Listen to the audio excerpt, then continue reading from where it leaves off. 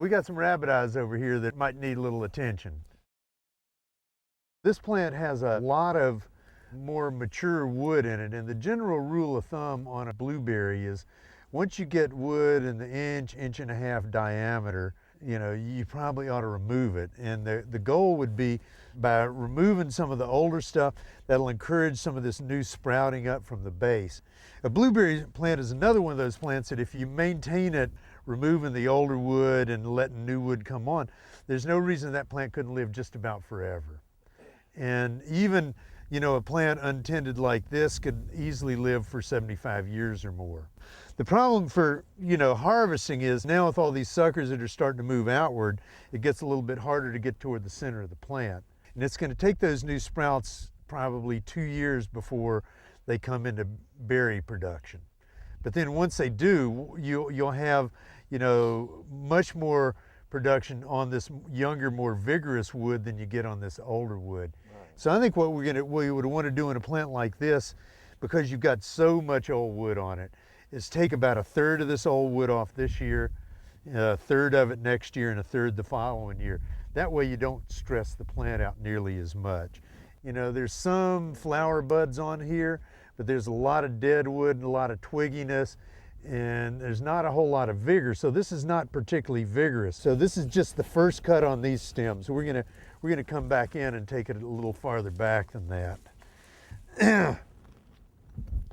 Because you've got quite a few old ones coming off of this, I'm gonna try to see what I can do to just remove this big one right here, and I'm going to try to do that in such a way so that I'm not hitting with the pruning saw any of these other branches and scarring them.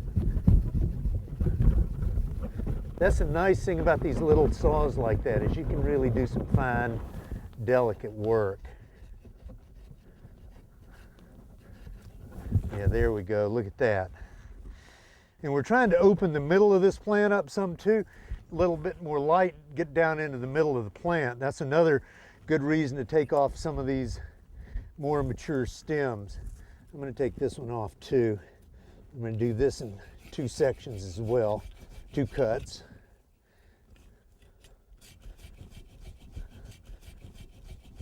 And then a second cut to remove that base piece of that stem. Another thing you also want to try to do when you're doing these kind of pruning cuts is to give them a bit of an angle so that the water will run off of it in the rain and it won't just sit there. So that'll help that tissue not to get diseased or anything. So we've taken a couple of these major ones off. I'd say let's take this other big one off right here too. You can see this younger bark, this vigorously growing. Look how this bark is peeling. Yeah. That outer bark is peeling. So that means it's putting on rapid stem diameter, which means it's got a lot of vigor to it.